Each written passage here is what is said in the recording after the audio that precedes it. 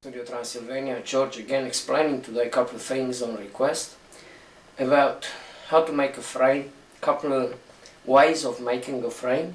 I will explain you a little bit of geometry and I'll show you a couple of tools to use around the house to make a little frame of any kind whatsoever.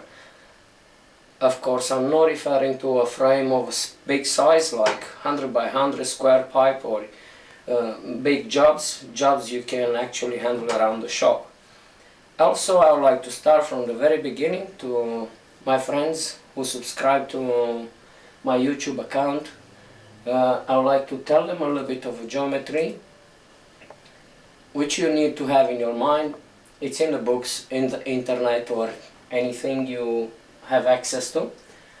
On any polygons, including a circle, the sum of the angles are always 360 degrees.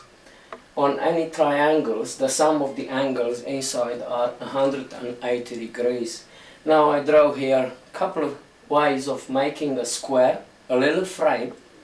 You can actually cut two long bits and one shorter, which will be shorter with the size of the pipe, twice the sizes of the pipe you intend to use. Like for example, this one will be the longer one, this one will be the longer one. The one in the middle will be shorter with two lengths of the square pipe. Also, you can cut 45 degrees, as I already said to one of my friends. He's been struggling to cut a 45 degrees. I'll show you how do I think it's supposed to be done. Of course, there are many probably other ways to do it, and I got another special design for a little frame which probably is much more suitable for for the frame my friend tried to make. So tonight will be just talking through of some of the techniques or ideas of mine which I work day by day. Now, as I said, you must be aware of the angles, and always you must remember, if you got a 90-degree angle here, you will have two 45 degrees bits to put up your frame, and so every single bit will be 45 degrees to give you the sum of 90. So 90 degrees multiplied 4 times will give you 360. Any polygon, including the circle, 360 degrees. Any triangle will have the sum of 180. Now let's go through these and I'll show you a couple of little things. And to my friend, I seen working on a little frame, picture frame. I seen him working with a big long bar. Firstly, I will advise you not to cut far away from your vise. Never and never cut with your grinder underneath. Do not cut underneath. Secondly, from what I've seen you working, I will advise you to take the safety guard of your grinder off. So please remove your safety guard and be also very careful until you get used with the fact you don't have a safety guard, so you don't cut yourself while using it. Use this side of the grinder, always cutting this side, this area, and do not remove your handle. It's one of the things I've seen to many tradesmen, and they're very tempted to remove the handle, unless it's a very confined place and you really need to remove it for a short time. So if you need to do your frame, cut 25 or 30 mil longer your frame, put it in a vise after you mark it and use it that way. There's always a loss of metal doing a job. There's always a loss of metal. You're gonna lose 100 mil, 50 mil just by doing the cuts. But do not cut your bar this and that far. It's dangerous. Like you already realized, you have vibrations. And using the grinder with the vibration, you get the grinder stuck into the cut and you can just have an injury very soon. Also, to same friend of mine who requested such explanations tonight, I would like to tell you, if you walk around your shed, I see you have some vehicles, motorbikes, cars. Remove the bike or have screens, because they have petrol inside. You got petrol tanks and they are potential danger of fire or explosion.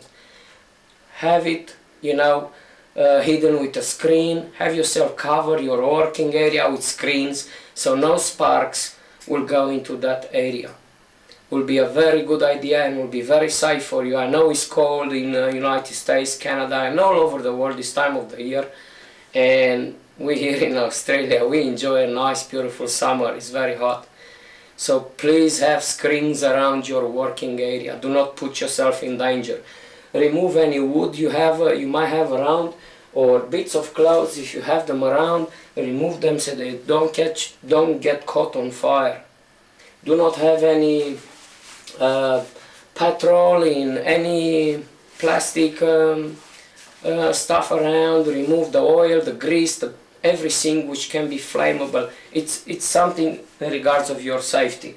Now, like I said, once these things you are sure they're right, I'd like to tell you a couple of tools. I've seen you using some of the tools which are cool. Now, I agree, you might not have access to them, or probably you are just at the beginning of something you want to get involved more in your life.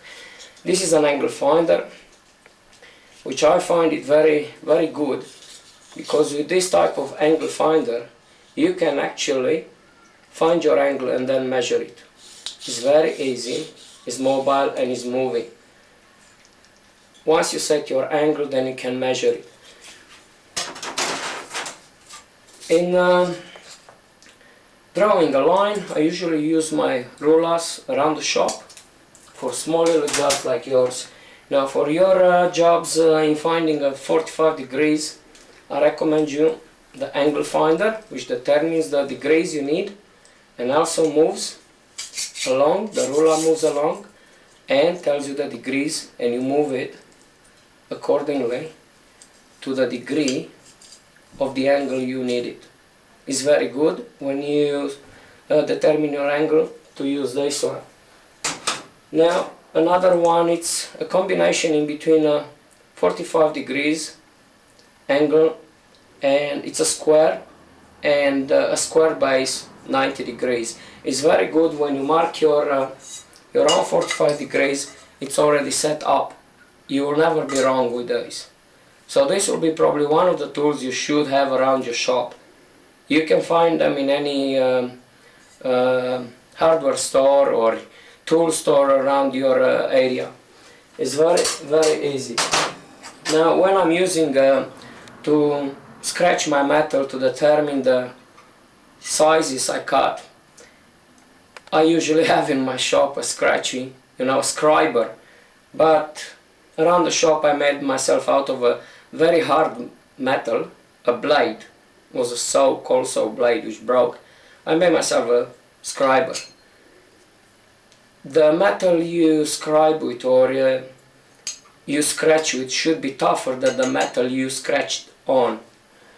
Also, I suggest if you don't have access, you might have gonna have a big old file around your shop, just sharpen the tip or one of the ends of the file.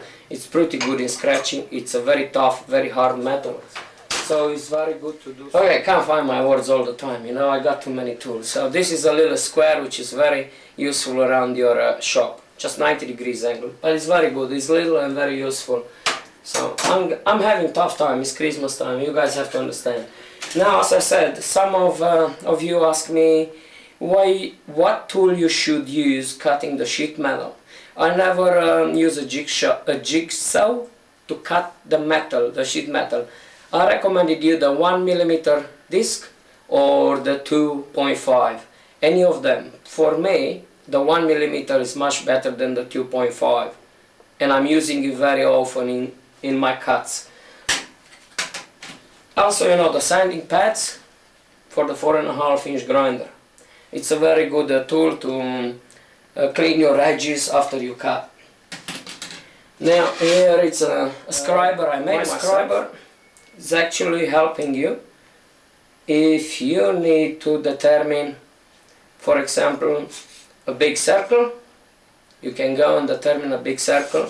Actually take your radius in between the two tips and just draw your circle. Of course you have to punch a center hole, and then you go around whatever diameter. The longer you made it, the longer you make the circle. Obviously for sheet metal workers around the house, it's very good and useful. I made it myself.